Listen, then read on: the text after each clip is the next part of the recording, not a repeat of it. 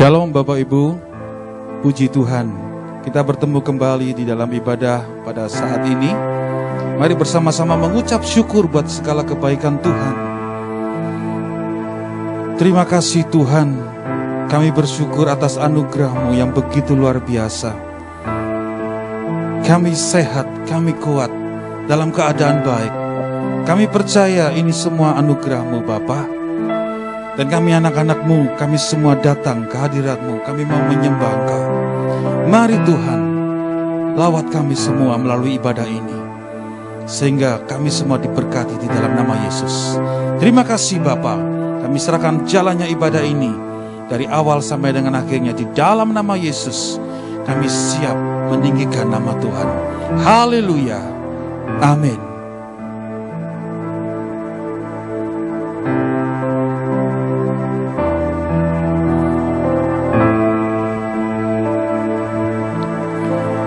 Di tengah luasnya samudra, di dalam badai bergelora, Kaulah jangkar hidupku, tak sekalipun ku goyah. Firman-Mu terangi langkahku, sumber damai dalam hidupku. Ku aman di dalam-Mu, penyertaan-Mu sempurna. Sepasti mentari bersinar, begitu pun janji-Mu. Dalam segala perkara Engkau turut bekerja.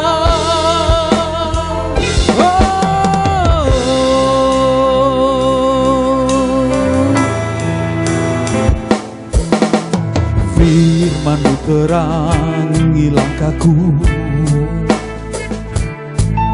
sumber damai dalam hidupku. Ku aman di dalam-Mu, penyertaan-Mu sempurna. Sepasti mentari bersinar, begitu pun janji-Mu. Dalam segala perkara Engkau turut bekerja. Sepasti mentari bersinar, begitu pun janji-Mu. Dalam segala perkara Engkau turut bekerja.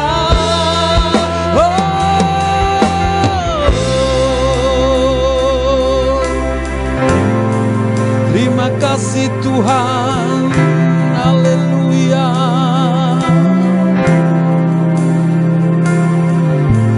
Perisai pelindungku, batu karang yang teguh, benteng pertahananku. Kaulah Tuhan, Kaulah Raja. Perisai pelindungku, batu karang yang teguh, benteng pertahanan.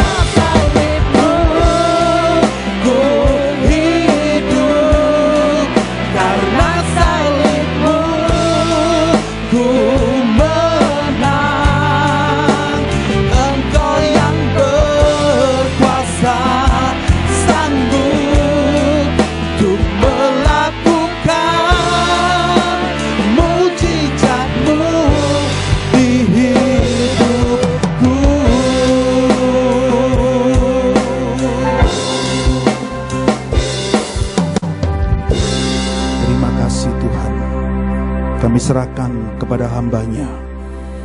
Makasih Yesus.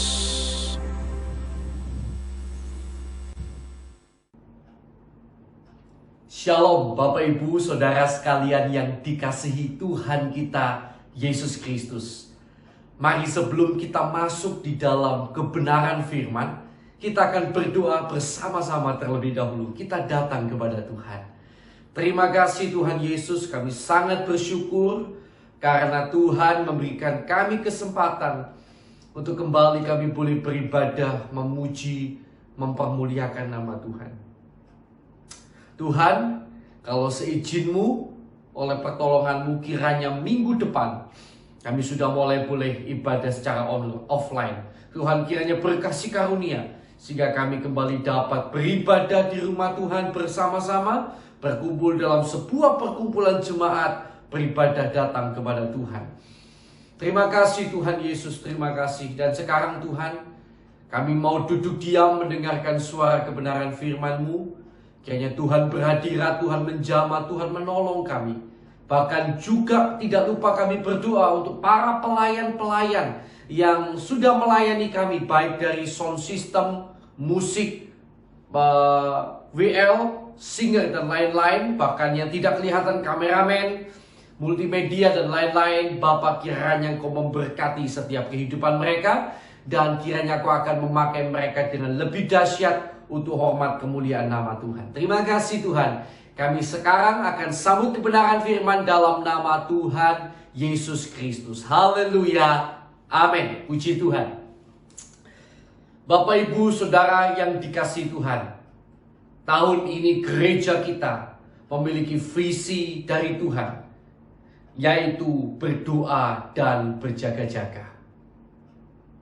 Secara tidak langsung, selama bulan Januari sampai saat ini bulan September, saya berulang-ulang secara tidak langsung berusaha menanamkan tentang berdoa dan berjaga-jaga.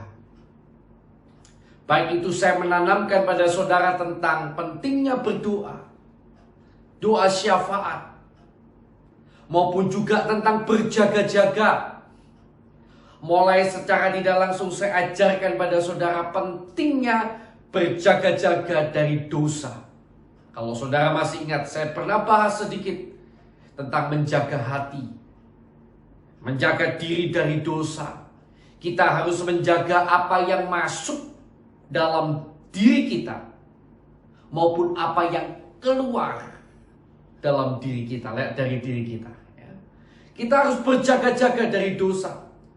Kemudian secara tidak langsung juga saya mengingatkan pada saudara untuk berjaga-jaga dari sikap mengandalkan manusia ataupun mengandalkan diri sendiri. Saudara yang dikasihi Tuhan, lewat pelajaran itu saya ingin membuat saudara kembali menyadari dan berjaga-jaga terus sampai akhir. Jangan sampai kita pernah dalam hidup ini mengandalkan manusia atau mengandalkan diri sendiri. Kalaupun kita sempat melakukan hal itu, biarlah lewat khotbah-khotbah yang sudah saya berikan, kiranya boleh menjadi seperti wake up call yang membangunkan saudara untuk kembali mengandalkan Tuhan. Berjaga-jaga dari mengandalkan manusia, mengandalkan diri sendiri, tapi mau mengandalkan Tuhan. Nah saudara yang dikasihi Tuhan, hari ini saya ingin menanamkan poin lagi kepada saudara. Setelah saya menanamkan pentingnya berjaga-jaga dari dosa, berjaga-jaga dari mengandalkan manusia ataupun mengandalkan diri sendiri, hari ini saya mau tanamkan satu poin lagi kepada saudara, yaitu berjaga-jaga dari rasa bosan melayani atau beribadah kepada Tuhan. Saya ulangi, berjaga-jaga dari perasaan bosan beribadah ataupun melayani Tuhan. Mari kita akan melihat bersama-sama Bapak Ibu Saudara yang dikasihi Tuhan, di dalam Matius pasal yang ke-24. Matius pasal yang ke-24 ayat yang ke-45 sampai ayat yang ke-51. Pada kitab Matius pasal 24 ayat 45 sampai 51 dituliskan demikian. Perumpamaan tentang hamba yang setia dan hamba yang jahat. Siapakah hamba yang setia dan bijaksana yang diangkat oleh tuannya atas orang-orangnya untuk memberikan mereka makanan pada waktunya? Berbahagialah hamba yang didapati tuannya melakukan tugasnya itu ketika tuannya datang. Aku berkata kepadamu, sesungguhnya tuannya itu akan mengangkat dia menjadi pengawas segala miliknya. Akan tetapi apabila hamba itu jahat dan berkata di dalam hatinya, tuanku tidak datang-datang, lalu ia mulai memukul hamba-hamba lain dan makan minum bersama pemabuk-pemabuk, maka tuan hamba itu akan datang pada hari yang tidak disangkakannya dan pada saat yang tidak diketahuinya, dan akan membunuh dia dan membuat dia senasib dengan orang-orang munafik. Di sanalah akan terdapat ratapan dan keretakan gigi. Mari kita akan bersama katakan amin. Bapak, Ibu, Saudara yang dikasihi Tuhan, dalam ayat yang kita baca hari ini terdapat peristiwa di mana ada seorang hamba, ya, dalam perumpamaan yang Yesus berikan itu ada seorang hamba yang tampaknya sudah mulai bosan, ya, bosan mengerjakan tugasnya karena tuannya tidak kunjung-kunjung datang. Dia sudah bosan. Jadi perhatikan bahwa hamba ini tadinya melakukan tugasnya, tapi kemudian di tengah-tengah itu karena tuannya tidak datang-datang, dia mulai bosan, dia mulai pukul hamba-hamba lain, dia mulai berbuat jahat di mata Tuhan. Nah, Bapak, Ibu, Saudaraku yang dikasihi Tuhan, kebosanan ini membuat pelayan Tuhan yang tadinya melayani Tuhan ini menjadi melakukan sesuatu yang salah di mata Tuhan. Dan kita tahu pada akhirnya dalam ayat yang tadi kita baca, dia tidak mendapatkan upah yang baik, tetapi dia justru dilempar ke dalam neraka istilahnya. Saudara yang dikasihi Tuhan, setiap kehidupan kita bisa dilanda bosan beribadah ataupun melayani Tuhan. Beribadah ini maksudnya tentu bisa jadi dalam bentuk berdoa, dalam bentuk mungkin menyembah Tuhan, ya, membaca Alkitab dan lain sebagainya. Bisa bosan melakukan itu kita, ataupun bosan melayani, ya, mungkin melayani sesama, berbuat baik pada sesama, melayani dalam gereja dan lain sebagainya. Kita bisa bosan. Dan banyak orang karena bosan mulai mengerjakan tugasnya dengan bermain-main, tidak sungguh-sungguh. Atau mungkin dia mulai tinggalkan ibadah dan pelayanan.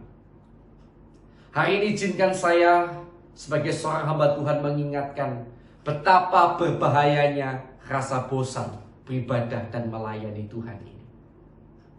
Kitab Roma pasal 12 ayat 11 berkata, biarlah rohmu menyala-nyala, janganlah hendaknya kerajinanmu kendor, biarlah rohmu menyala-nyala dan layanilah Tuhan. Dan ini tentu bertentangan dengan rasa bosan yang tadi kita lihat yang ada pada hamba ini. Nah, saudara, sekali lagi, setiap orang bisa bosan beribadah ataupun melayani Tuhan. Tetapi kita harus berjaga-jaga, jangan sampai hal yang sama terjadi dalam hidup kita. Tandanya apa? Tandanya kita sudah mulai kehilangan gairah. Itu yang pertama. Kalau kita sudah mulai kehilangan gairah, itu kita sudah mulai bosan. Tahap lebih jauh, bosan lebih jauh, kita bahkan akan mulai tinggalkan ibadah dan pelayanan. Karena kita sudah bosan. Kita sudah mulai tidak melakukannya lagi. Karena kita sudah bosan. Tapi sekali lagi ingat perumpamaan ini tadi, saudara, bahwa pada akhirnya hamba itu ditolak oleh Tuhan. Saya tidak berharap ini terjadi pada seorang pun dari antara kita. Kiranya kita semuanya seperti hamba yang baik yang mengerjakan tugasnya pada waktu Tuhan datang, kita justru dalam posisi sedang beribadah sungguh-sungguh pada Tuhan. Wah, luar biasa sekali pasti ya. Nah, saudara yang dikasih Tuhan, izinkan saya sekarang akan memberikan solusi kepada saudara yang mungkin sempat hari ini mengalami bosan dalam ibadah dan pelayanan ya. Karena seperti yang saya katakan tadi, semua orang bisa alami ya, saya pun bisa alami. Tapi izinkan saya akan memberikan solusi untuk mengatasi hal ini. Apa solusinya? Yang pertama, solusinya adalah sadari dan ingat kembali bahwa tujuan ibadah dan pelayanan itu bukan untuk mendapatkan sesuatu dari Tuhan. Saya ulangi, sadari dan ingat kembali bahwa tujuan ibadah dan pelayanan itu bukan mendapatkan sesuatu dari Tuhan. Bukan untuk kita memperoleh sesuatu dari Tuhan, tetapi untuk membalas cinta kasih Tuhan dalam hidup kita. Coba saudara tadi lihat mengapa hamba ini tadi dalam kisah ini mulai bosan. Tuannya tidak datang-datang. Kalau tuannya datang, kan tentu saja kalau dia kerjakan tugasnya pada waktu tuannya datang, tentu dia berharap dapat sesuatu dong, dapat reward, dapat hadiah. Tapi hadiahnya itu gak muncul-muncul karena tuannya gak datang-datang. Sedangkan dia terus harus hari demi hari melakukan hal yang sama tanpa mendapatkan hadiah. Karena tuannya sekali lagi tidak kunjung datang. Nah, Bapak Ibu Saudara yang kasih Tuhan, seringkali terkadang ada orang-orang yang bosan ibadah pelayanan karena pada waktu awal ibadah pelayanan, atau mungkin motivasinya adalah untuk mendapatkan sesuatu dari Tuhan, untuk mendapatkan jawaban doa dari Tuhan. Ya, mungkin anak muda sedang putus cinta atau tidak bisa mendapatkan wanita atau pria yang dicintai itu, lalu beribadah pelayanan dengan sungguh-sungguh dengan harapan siapa tahu mujizat terjadi, wanita atau pria itu bisa menjadi miliknya. Ternyata tidak kunjung terjadi. Atau mungkin ada seorang yang bisnisnya jatuh bangkrut ya karena satu dan lain hal, maka mulai aktif ibadah pelayanan untuk supaya mendapatkan pertolongan, bisnisnya boleh naik kembali, misalnya begitu. Tapi apa yang terjadi ketika reward yang diharapkan ini, hadiah keinginan yang diharapkan ini tidak kunjung terjadi dalam hidupnya? Maka banyak orang saya temukan mulai kendor. Karena itu izinkan saya mengingatkan pada saudara sekali lagi, bagaimana supaya kita tidak bosan dalam beribadah melayani Tuhan. Sekali lagi ingat baik-baik, kita beribadah dan melayani Tuhan bukan untuk mendapatkan sesuatu dari Tuhan, tetapi justru karena kita mau membalas cinta kasih Tuhan dalam hidup kita. Saudaraku yang terkasih di dalam Tuhan, di dalam 1 Korintus pasal 15 ayat 9 sampai 10. 1 Korintus pasal yang ke-15 ya, ayat yang ke-9 dan 10. Saya akan mengajak saudara melihat tentang seorang rasul yang selalu mengingat hal ini, bahwa dia beribadah melayani itu karena kasih karunia Tuhan. Itu untuk membalas cinta kasih Tuhan dalam hidupnya, sehingga dia terus semangat sampai akhir hidupnya. Dia adalah seorang rasul yang sangat semangat melayani Tuhan. Coba kita lihat 1 Korintus 15 ayat 9 sampai 10. Karena aku adalah yang paling hina dari semua rasul, kata Paulus ya. Bahkan tidak layak disebut rasul, sebab aku telah menganiaya jemaat Allah. Tetapi karena kasih karunia Allah, aku adalah sebagaimana aku ada sekarang. Dan kasih karunia yang dianugerahkannya kepadaku tidak sia-sia. Sebaliknya aku telah bekerja lebih keras daripada mereka semua. Tetapi bukannya aku, melainkan kasih karunia Allah yang menyertai aku. Coba saudara lihat bagaimana Rasul Paulus selalu menyadari bahwa dia melakukan semuanya ini untuk membalas kebaikan Tuhan dalam hidupnya. Kalau saudara mulai bosan dalam ibadah dan pelayanan, izinkan saya mengingatkan hal ini kepada saudara. Bahwa ini kita kerjakan karena kita mau membalas cinta kasih Tuhan. Sekali lagi, bukan untuk mendapatkan sesuatu dari Tuhan, tetapi karena kita mau membalas cinta kasih Tuhan dalam hidup kita. Itu poin utamanya. Ya, itu harusnya tujuan utamanya. Yang kedua, Bapak Ibu Saudara yang dikasihi Tuhan, puji Tuhan ya, Tuhan itu baik sekali. Ya, semoga ini menjadi jawaban bagi saudara yang bosan ibadah pelayanannya. Bahkan ini sudah mulai mundur mungkin. Apalagi ini setelah situasi corona, covid ini. Kalau gereja-gereja mulai dibuka, saya tidak tahu berapa banyak yang masih semangat ibadah pelayanan. Atau mungkin banyak mulai kendor. Nah, ini hati-hati. Ya, semoga ini tidak terjadi dalam hidup kita. Berjagalah terhadap rasa bosan, ibadah ataupun pelayanan. Yang kedua, apa solusinya untuk mengatasi itu? Sadari kembali dan ingat bahwa berhubungan dengan Yesus, berhubungan dengan Bapa lewat ibadah dan pelayanan, ya, bisa dekat dengan Tuhan lewat kita beribadah dan pelayanan. Itu sudah merupakan suatu hadiah bagi kita. Bisa dekat, ingat kembali bahwa bisa dekat dengan Tuhan lewat ibadah dan pelayanan yang kita kerjakan. Itu sudah merupakan hadiah bagi kita. Ya, saudara, ini baik-baik saudara. Betapa ini sebenarnya sudah reward bagi kita. Ini sudah hadiah bagi kita. Alkitab berkata begini dalam Mazmur 62 ayat 1-3. Ayat yang luar biasa, sampai ayat ini dibuat suatu lagu ya. Ayat ini kata-katanya indah sekali sehingga dibuat suatu lagu. Mazmur 62 ayat pertama sampai ketiga. Untuk pemimpin biduan menurut Yedutun Mazmur Daud. Hanya dekat Allah saja aku tenang. Daripadanya lah keselamatanku. Hanya dialah gunung batuku dan keselamatanku, kota bentengku. Aku tidak akan goyah. Amin. Ya, saya ulangi.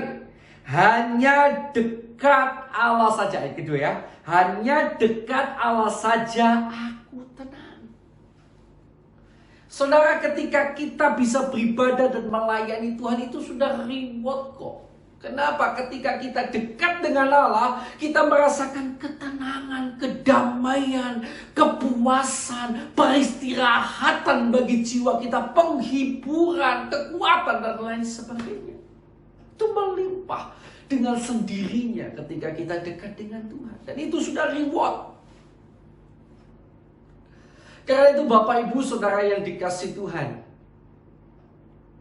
mari ingat kembali sekali lagi bahwa kedekatan dengan Tuhan lewat ibadah dan pelayanan yang kita kerjakan itu sudah merupakan sebuah hadiah bagi kita.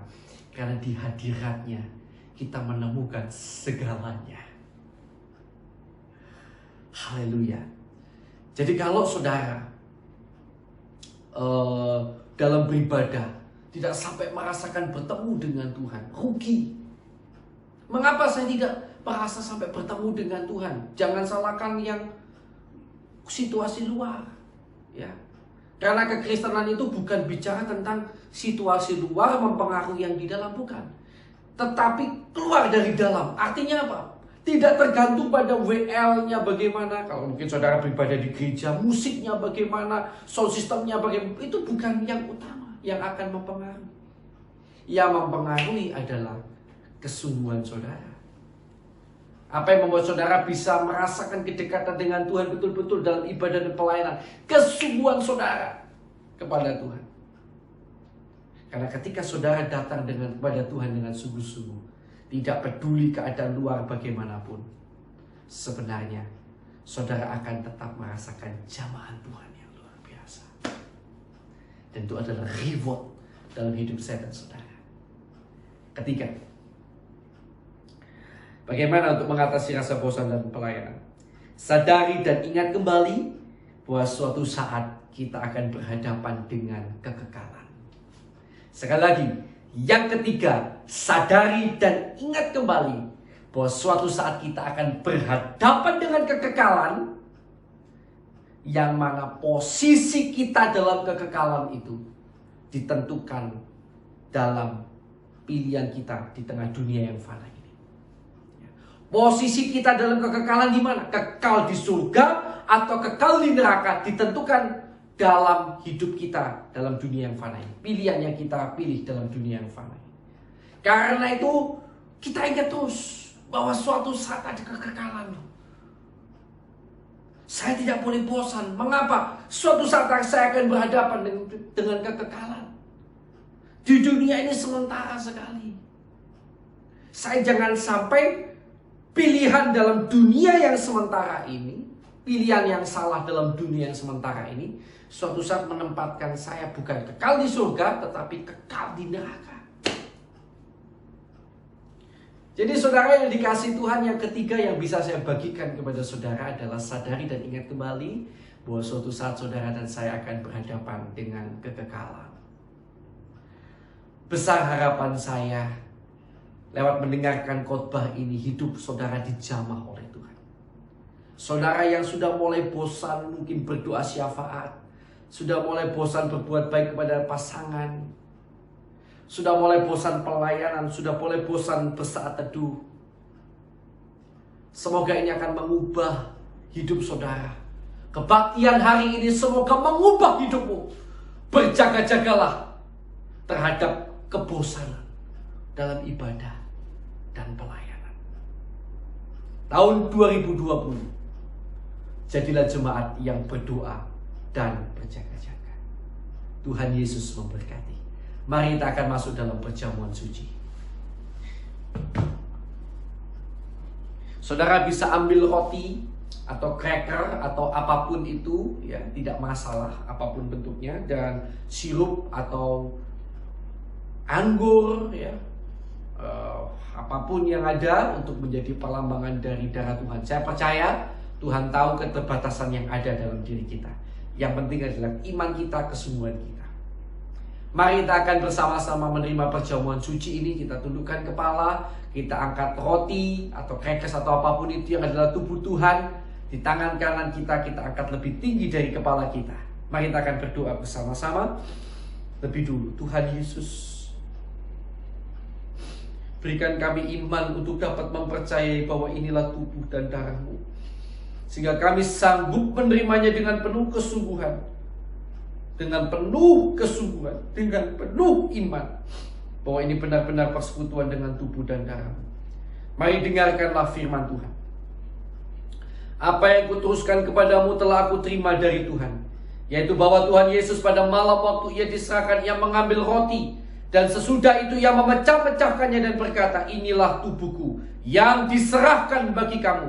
Perbuatlah ini menjadi peringatan akan aku.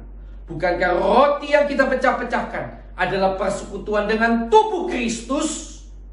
Mari kita akan terima bersama di dalam nama Tuhan Yesus Kristus. Haleluya.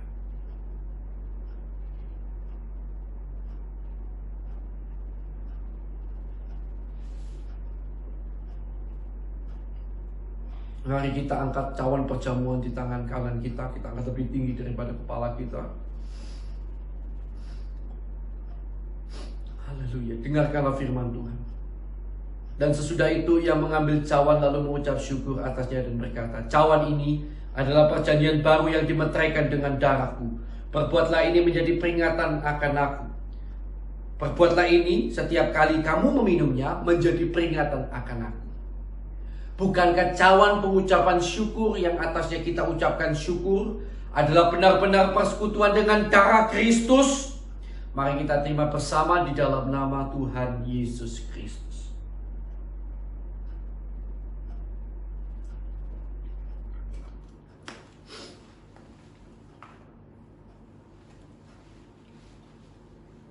Haleluya, haleluya. Mari kita angkat kedua tangan kita. Kita bersyukur buat tubuh dan darah Tuhan.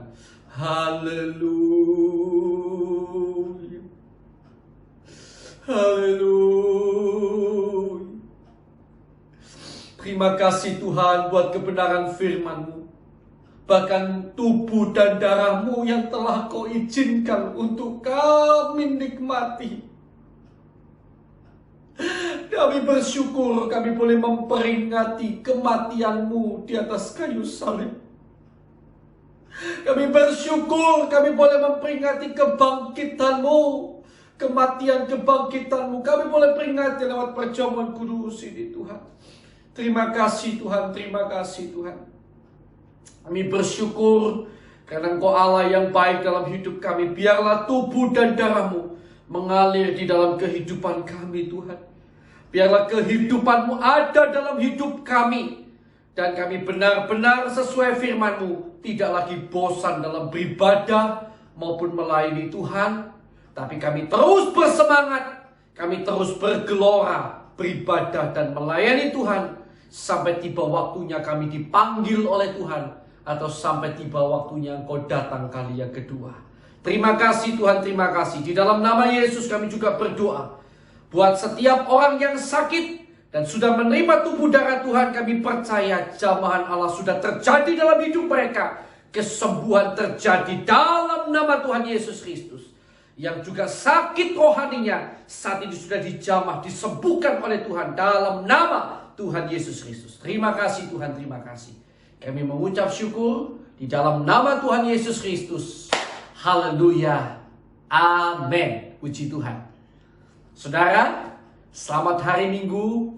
Doakan supaya minggu depan kita sudah bisa mulai ibadah offline. Kiranya Tuhan yang menolong. Kiranya Tuhan yang menyediakan, mengatur semuanya untuk kita bisa bertemu minggu depan dalam ibadah secara offline. Tuhan Yesus memberkati. Berjaga-jagalah supaya saudara tidak bosan dalam beribadah dan melayani Tuhan. Tuhan Yesus memberkati.